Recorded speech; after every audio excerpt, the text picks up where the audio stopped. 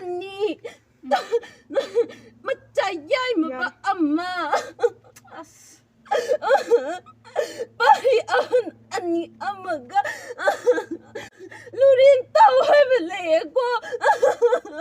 Ado ima ipana kan biram mo Maka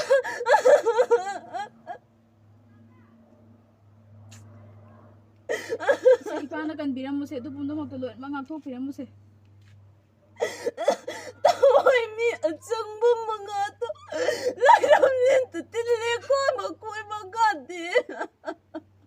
Nagpaki ka na may paka niya dito. Ay biram mo.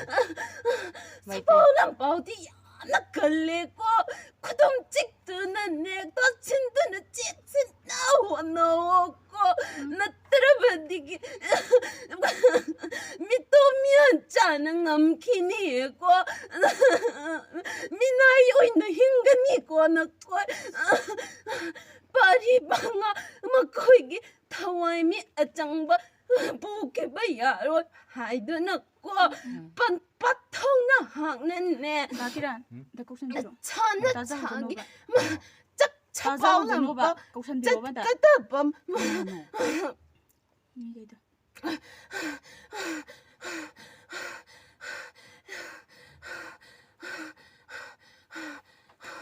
ay nakun ba may kay Hamodum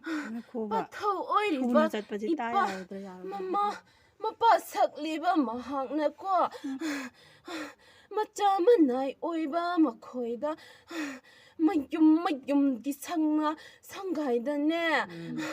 mapaw bihalo ko sa philan phi setun na yikna baga mahyong ya ba chatpat ko palem pan thoda arot wa tham kano hayo ko lagli ba wak chingi taramari ni pan bada pakhang bagi sana sumangda ne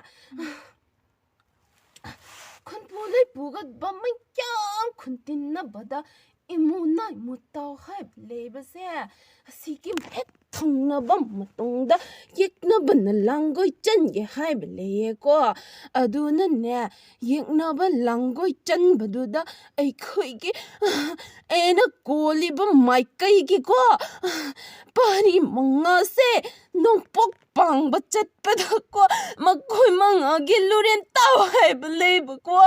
adu du ta na ba ko makoy gi thawai mi achang ba do makoy gi chati ba kuting makine lebak sin na khangalo he na khoi bu kini no ni e makoy miyam lak pa ngai ge ko hoi lebak sin ma khangalo kau graba Dakiran anta luan man da kau biyo hoi tahan ge pa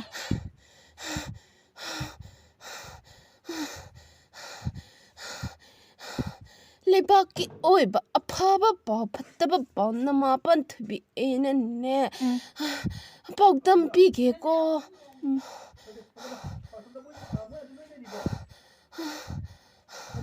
nate loina mak natra june Dakiran moi khara sangwon hayu ba loina mak ti da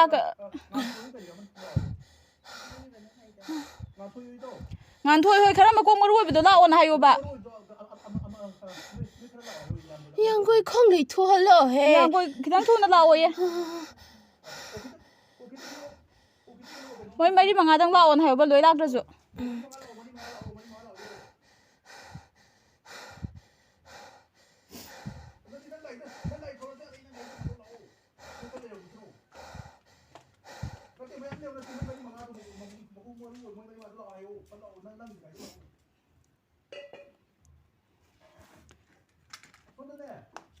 as adu hangna enu sa sala on hayu ko athu bane ka bi kem khong de ba mi gi wa ji da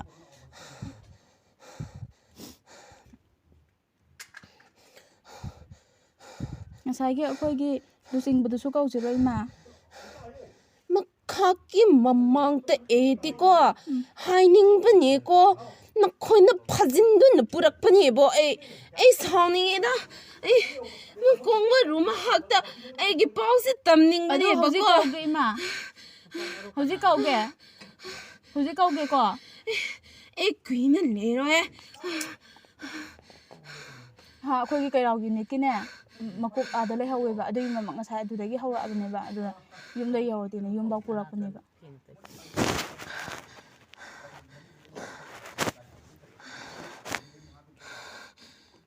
ꯍꯣꯏ ꯏꯃꯥꯒꯤ ꯍꯥꯏꯅꯤꯡꯕꯗꯣ ꯁꯤꯗ ꯄꯨꯝꯅꯃꯛ ꯍꯥꯏꯕꯤꯔꯝꯃꯣ ꯑꯗꯨ ꯑꯩꯈꯣꯏ ꯄꯥꯎ ꯑꯗꯨꯝ ꯌꯧꯍꯟꯒꯦ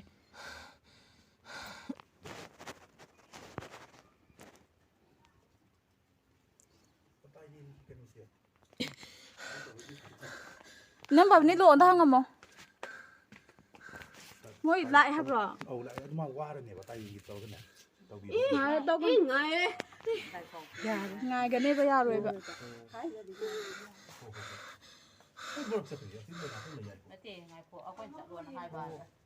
ꯑꯩꯈꯣꯏꯅꯅꯦ ꯁꯨꯝ ꯅꯨꯡꯉꯥꯏꯇꯦꯗꯅ ꯑꯗꯨꯗꯨꯒꯤ ꯆꯠꯂꯣꯅ ꯍꯥꯏꯕꯅꯦꯕ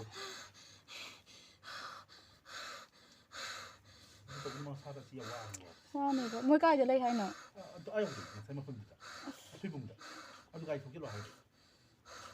ꯁꯨꯝ ꯀꯣꯟꯅꯦꯅꯦ ꯇꯧꯅꯗꯔꯝꯃꯅꯤꯅꯦ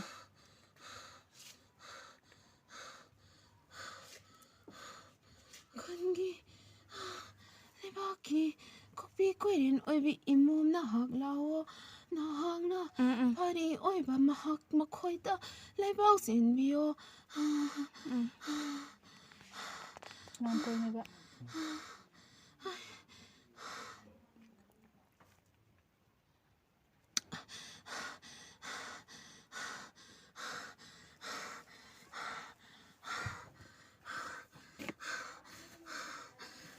ꯂꯥꯛꯀꯤꯅ ꯑꯃꯨꯛꯇꯪꯒ ꯇꯧꯕꯤꯌꯣ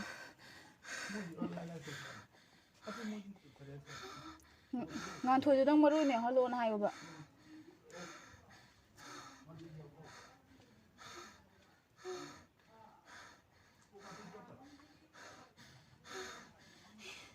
ꯊꯨꯅꯦ ꯈꯤꯇꯪ ꯊꯨꯔꯣꯅ ꯍꯥꯏꯌꯣ ꯄꯦꯀꯣꯛꯂꯤ ꯃꯉꯥꯎꯋꯦꯗ ꯅꯈꯣꯏꯕꯨ ꯑꯩꯒꯤ ꯌꯥꯋꯥꯁꯦ ꯅꯈꯣꯏ ꯊꯧꯑꯣꯏꯗꯕ ꯇꯧꯒꯅꯣꯅꯦ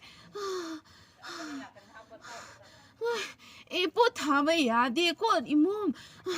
ꯑꯩ ꯌꯥꯗꯦ ꯑꯩꯒꯤ ꯀꯣꯛꯄꯤ ꯀꯣꯛꯂꯦꯟꯗ ꯏꯃꯣꯝꯒꯤ ꯀꯣꯛꯄꯤ ꯀꯣꯛꯂꯦꯟꯗ ꯂꯩꯕ ꯃꯇꯝꯗꯀꯣ ꯂꯩꯐꯥꯎ ꯆꯦꯟꯒꯗꯕꯅꯦ ꯑꯩꯈꯣꯏ ꯊꯤꯟꯗꯣꯛꯒꯅꯨꯅꯦ ꯆꯤꯡꯉꯥꯟꯊꯣꯏ ꯅꯪꯅꯦ ꯂꯥꯛꯑꯣ ꯍꯥꯏꯁꯤ ꯂꯥꯛꯑꯣ ꯅꯪꯅꯦꯕ ꯂꯥꯛꯑꯣꯕ ꯍꯥꯏꯔꯣ ꯏꯃꯥ ꯂꯥꯛꯑꯦꯁꯦ ꯍꯥꯏꯔꯣꯁꯦ ꯍꯥꯏꯔꯣ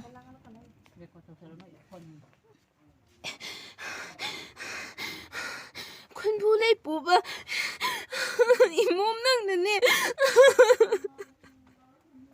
ꯍꯥꯏꯔꯣꯁꯦ ꯏꯃꯥꯁꯦ 이마 하이비요. ꯁꯦ ꯍꯥꯏꯔꯣꯁꯦ ꯂꯩꯕꯥꯛꯀꯤ ꯁꯕꯥꯎ ꯂꯝꯕꯧ ꯀꯜꯂꯦꯀꯣ ꯊꯕꯛꯁꯤꯡꯒꯤ ꯇꯔꯥꯃꯔꯤꯅꯤꯗꯅꯦ ꯅꯈꯣꯏꯅ ꯄꯥꯈꯪꯕꯒꯤ ꯁꯨꯃꯥꯡꯗ ꯈꯨꯟꯕꯨ ꯂꯩꯄꯨ ꯇꯧꯒꯗꯕꯗꯣ ꯏꯃꯨꯅ ꯇꯥꯎ ꯍꯥꯏꯕ ꯂꯩꯌꯦꯀꯣ ꯑꯗꯨꯒꯤ ꯍꯦꯛ ꯊꯪꯅꯕꯗ ꯏꯃꯨꯅ ꯃꯨꯠꯇꯥꯅ ꯌꯦꯛꯅꯕꯅ ꯂꯥꯡꯒꯣꯜ ꯆꯟꯗꯧꯔꯤꯀꯣ ꯑꯗꯨꯗ ꯄꯟꯊꯣꯏꯕꯤꯅ ꯃꯥ ꯑꯩꯅ ꯀꯣꯜꯂꯤꯕ ꯄꯥꯔꯤ ꯃꯈꯣꯏꯗꯅꯦ ꯀꯟꯊꯣꯏ 이마는 꼰ꯕ ꯃꯐꯝꯗꯩꯔꯣ ꯍꯥꯏꯁꯦ ꯄꯥꯔꯤ ꯄꯨꯝꯕꯗꯣ ꯃꯈꯣꯏꯅ ꯁꯕꯥꯎ ꯁꯥꯊꯦꯡ ꯂꯥꯟꯊꯦꯡꯕ ꯆꯠꯄ ꯃꯇꯝꯗꯅꯦ ꯃꯈꯣꯏꯒꯤ ꯁꯅꯥ ꯁꯪꯒꯥꯏꯗ ꯂꯣꯠꯇꯅ ꯆꯠꯄ ꯃꯌꯥꯝꯗ ꯆꯠꯍꯟꯒꯅꯨꯀꯣ ꯃꯈꯣꯏꯒꯤ ꯄꯥꯔꯤ ꯄꯂꯦꯝ ꯄꯟꯊꯧꯁꯤꯡꯗꯅꯦ ꯃꯈꯣꯏꯒꯤ ꯂꯝꯂꯥꯏ ꯑꯣꯛꯅꯗꯅꯕꯅꯦ ꯀꯔꯤ ꯍꯥꯞꯄꯨ ꯃꯈꯣꯏꯒꯤ ꯁꯅꯥ ꯁꯪꯒꯥꯏ ꯋꯥꯡꯃꯗ ꯂꯩꯔꯥꯡ ꯑꯉꯥꯡꯕ ꯃꯆꯨ ꯑꯍꯨꯝ ꯀꯠꯂꯒꯅꯦ ꯆꯤꯡꯕ ꯃꯨꯠ ꯑꯃꯃꯝ ꯍꯥꯞꯄꯒ ꯀꯠꯊꯣꯛꯑꯣ ꯑꯗꯨꯒ ꯃꯈꯣꯏꯒꯤ ꯂꯥꯏꯅꯤꯡꯊꯧ ꯂꯩꯃꯔꯦꯟꯗꯅꯦ ꯄꯟꯊꯧ ꯑꯣꯏꯕ ꯄꯂꯦꯝ ꯑꯣꯏꯕ ꯃꯈꯣꯏꯅꯅꯦ ꯃꯆꯥ ꯄꯥꯔꯤꯁꯤꯡꯒꯤ ꯊꯋꯥꯏ ꯃꯤꯔꯦꯟ ꯑꯆꯪꯕꯁꯤꯡꯗꯨ ni hello hayo ko makhoi na lot na chat kani khan pumayam to chalan kan mu ko imunai mutara bada no pu wa sat bada pari mangagi lurin ta hai bale ko si bantubi mar kon lam dai ra bantubi nama ena kon ba patau pari pantau sakba amale ho ba pari do adu ta maru oina hayu ko mahaki macha manai singi marakta macha manai singi marakta di manga chatlo hebe leibani ko nong pukpang ba chatpada ko duna le pon pat pari nom tom thingan ba ani ne pari ai ma ba ama ne pari ahan ani amaga tawai miren mga ado lam koi bi ima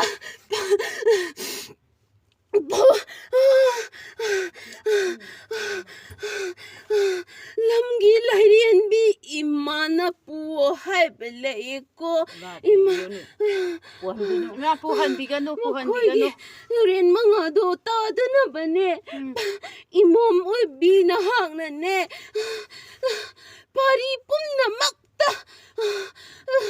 sabaw lambaw si chelu ko hoi ma chen jage afabada pina biramo ma afabada pina biramo mairi hana ne kat kano lai lamgi lai ki ne lairang angang ba mangaga chingbi chingba mang amamam hapaga lala ton amamam ta makhoi gi sana sangai gi wang ma da kat pado phattaba amang ba lai yet ne makhoi gi matung da ko langgi lai sing na loi na phattaba nei ji ne ye aduga ko makhoi na kai kumba makhoi gi sana sangkai apun ba pari sing na leiri ba sathup li ba mafam sing do sa paulam pausa lura ba matang tane uchan mai ra khoi su lai kham ima ko ne mai uchan mai ra taret ka tora ga ne ok thok pi o hayo ko lamgi lai phattaba miyam na ok nei ye makhoi na chatlam dai da ena haiba ko ni ko pakhang ba gi sumangda khunbun lai puba singa khundin na tawbado imunai mutaw heba lai pani ko adugi hek thungnabada makhoina khumpu lai puba tin khare nuksi na khare khangpata mitto mi an cha sing ne yek na langgo ye janjalak kadori he adugi hek thungnaba num ta ko sapaulam pakkallo haibele ko aduki ni ko ena haire se mom atuta hek e khoina ngak thokna ba honna na ba thawai mi ren achang ba wakhan aham ba oitana bani ko inama ena makhoi gi yumle yumpi da maira do uchan mira oina pami ko nama e hakti kintan meira pam de ko ei di uchan meira tare to tauraga ko makhoi mar khoi gi sana sang kai gi lining thol lai marenda ne thongni hallo palem oi bapan thau oi ba sing na ko atu khoram tringai mamang ta phattaba sing do ha na thongan wang madane happy hoi ma leirang angang ba manga ka chingbi chingba mut amamam kane ka thok o hayu ko lan lat ton ta pa me ko et makla adu ha kompule pupi imom nang nane aruba bok thang pe o ko nama e ti aran pa popi da bani ko na koi na pari sing kimne lurin ka puse kallo ko imom ima kan jage lebaki kumpule pupo makolda matang popi ko e ti pari ka 하이닝빠니 싱하닝빠니고 나코나 에버 파진드나 보락바나야 하나요 Pari mangata nate pari yana awa panda tau hebe lei ko pari mangata nate koi imo magoi gi tawai mini achangbo do hamna bani ko na ma ena haini se magoi na pak tok paga boy chaki Makoy yumbe makoy na walot la katlot na chat pada chat agano ko uchan mera hana kalaga makoy ki lining to lai marenda chit na chen na ni alo kon ki lai khatta da makoy na to pata to wan gano ko kon ki lai di lam koy na ngak pa ne yum ki lining to lai marena itawai miren achang bo ngak pa ne ko imo Hoy ma kacharage amata nateko nakoy bari singi kumbule puba mayam dasu lebaki kumbule puba mayam dasu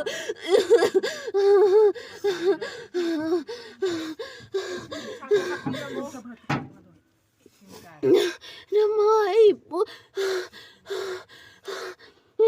sina namapan thuibi ebu jet thongniyo ko nakhoi Hoy ma thongni jarake punchi nu changwa pina biram lamda chatpada nama aina kongi bari imom singi yum makhoi gi sana sangkai tanane thawai miren achangbado kol hallu ko Hoy ma yo halege ko yo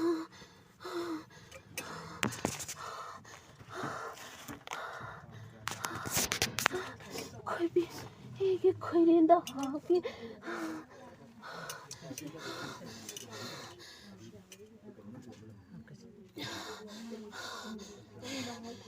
이식 되게 마ям 되게